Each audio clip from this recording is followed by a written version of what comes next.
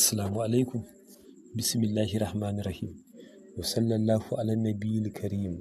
Wa qala ta'ala wa huwa allazi ja'ala lakum an-nujuma litahtadu biha fi zulumatil barri wal bahr. Qad fassalna al-ayati liqaumin ya'lamun. Da taimakon Allah mun wayi gari Talata 14 ga watan Zulhajji shekara ta 1446 wanda ya yi daidai da 10 ga watan 6 shekara ta 2025. A yau kamar yana cikin burji na ƙausu, yana cikin manzila ta ikililu, yana taslisi da zuhal.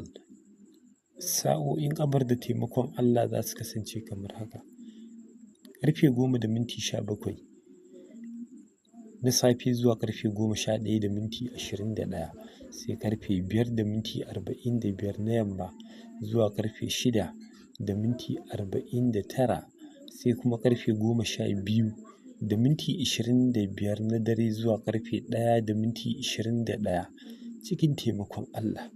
A ɗaya daga cikin waɗannan lokuta masana ilimin hisabi sun fitar da sallah raka'a 2 bayan Fatiha za a karanta wa indahu mafatihul gaibi la ya'lamuha illa hu zuwa ƙarshen aya. Zan tura ayar da taimakon Allah.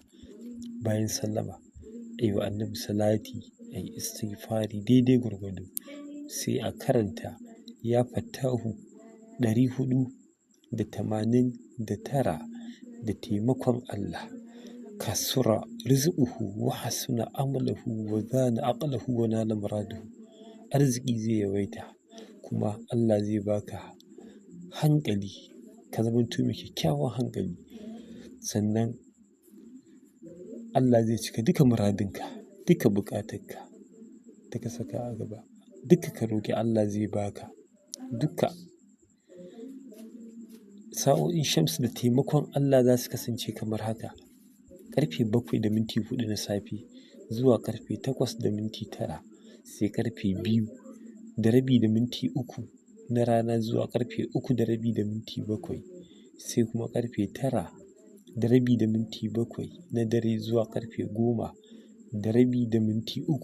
sai ƙarfe 4:09 na asuba zuwa ƙarfe 5:04.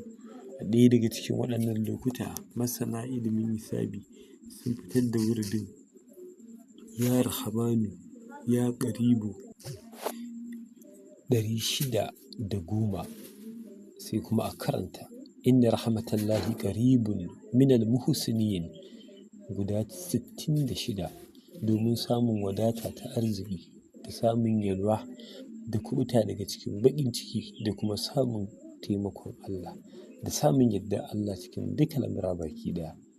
Muna roƙon Allah ya sanya abin da muka yi daidai hadiyya zuwa ga shugaba.